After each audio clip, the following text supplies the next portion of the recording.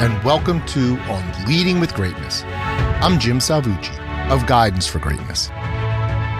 This week's installment, Now the Truth About Excellence. Marketing eats merit for breakfast. Let's revisit a hot controversy from the days of yore. Word perfect versus word.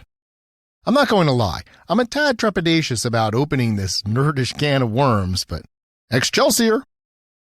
I am old enough to remember cranking out documents on WordPerfect, which the fossil record will show was a popular word processing software of the 1900s. Heck, I'm old enough to remember my first mind-blowing experience with correction tape on an electric typewriter. But I'm not a nostalgic fool, pining for the days of wall-anchored telephones and gasoline with lead. Still, WordPerfect's downfall is the ideal allegory for the point I want to make. Back then, the battle was between WordPerfect and Microsoft Word. The main dig against WordPerfect? It was supposedly too clunky and unintuitive. But here's the truth. WordPerfect displayed its editing code, keeping the operation transparent and you in control. In contrast, Word to this day has you driving blind, turning the wheel over to the software while you pray that it doesn't careen off the screen and plow into marginal bystanders. With Word, you fight its obtuse intuition as it misaligns your text and mangles your font choices. In contrast, WordPerfect's transparent operation made fixing formatting woes simple.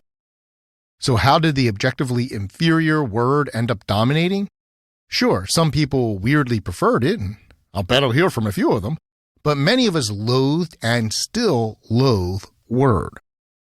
One factor in Word's success may be found in those pesky antitrust allegations against Microsoft. But the bottom line, Word had way better marketing. That's it. WordPerfect's actual merit was no match for Microsoft's marketing muscle. You can find countless superior products that were outmarketed by junkier versions of the same.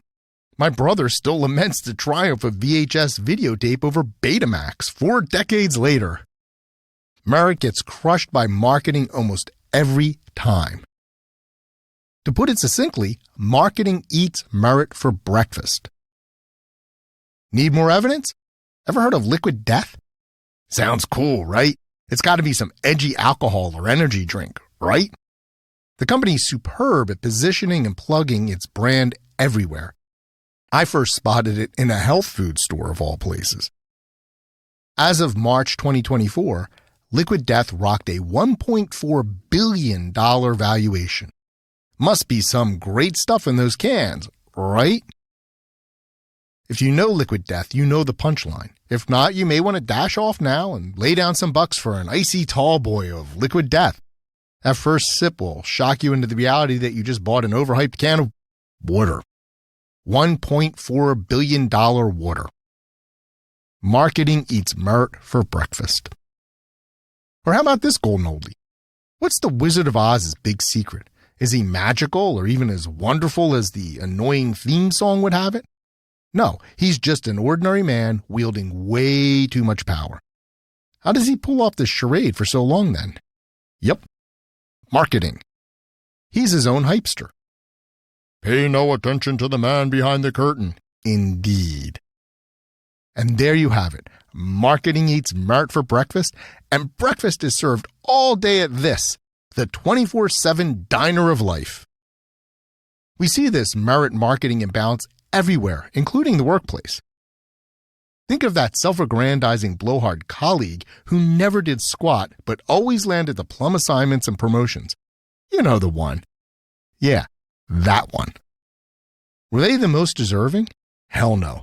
Did they have radioactive dirt on the bosses? Not likely. Then how'd they pull it off? Relentless self-marketing, that's how. Zero talent? No worries. A little shameless shilling alone will take you far. Failing at work?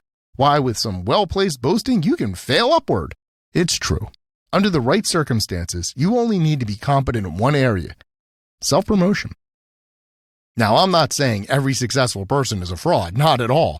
Many folks earn it fair and square. And some of those are self-promoters and some not.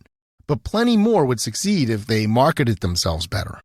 Meanwhile, countless knuckleheads succeed purely through self-hype and product placement. Marketing eats merit for breakfast. To be crystal clear, I'm not against marketing in the least. We all need and rely on marketing. We just need to see it for what it is and harness it to serve good, not evil. Marketing is everything, which is why I would argue we don't live in a real meritocracy.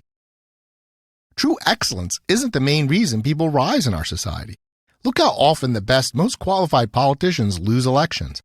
We dismiss them as boring, while praising malignant dolts as colorful and throwing our votes at them at our peril. Need evidence? Here's just 4 words. Former Representative George Santos. Georgie Boy is nothing more than a huckster who had no business running for office, yet easily bested his highly qualified opponent anyway.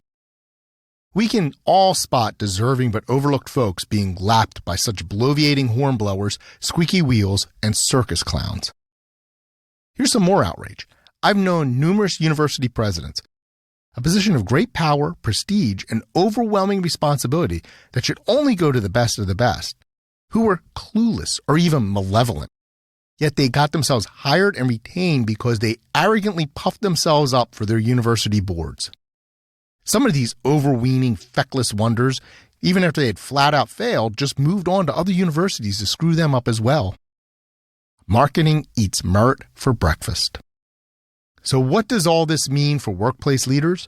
For one thing, great leaders need to self-promote strategically. Even the most exceptional leaders will flounder if they don't market themselves. Moreover, they need to be hyper-aware of marketing's power and merit's relatively small influence. When hiring and promoting, resist the flashy self-promoters and ignore their siren songs. Focus instead on substantive evidence of performance and don't overlook the underhyped stars. When I started as a provost at a new university, I discovered a staff member who was stuck in a dead-end role for years. Turns out she was intelligent, conscientious, hardworking, personable, and highly creative.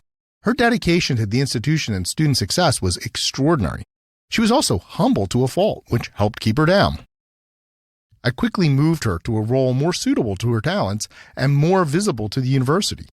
As soon as I could, I promoted her. Of course, she flourished, and I made sure everyone knew she had earned all her success. Never once did she hype herself, though, or even actively angle for advancement. Leaders need to be on the constant lookout for such untapped excellence. Often the most decent and even wonderful people are the most reluctant to show off at all and are hidden in plain sight. So, if it isn't clear, let me reiterate. Marketing eats merit for breakfast. For every wonderful word perfect, there is a woeful word to crush it. For every overly ballyhooed liquid death, there's some delightful springboarder brand struggling for shelf space. For every fraudulent wizard, there is a Dorothy getting things done. This dynamic plays out in the workplace as well, which is why great leaders need to see beyond the razzmatazz, lifting up the best over the loudmouth braggarts. They also must learn to boost themselves so they will survive and succeed.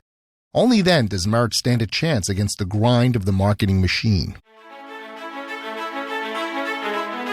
How effectively do you market yourself? How actively do you ignore the hype and elevate merit?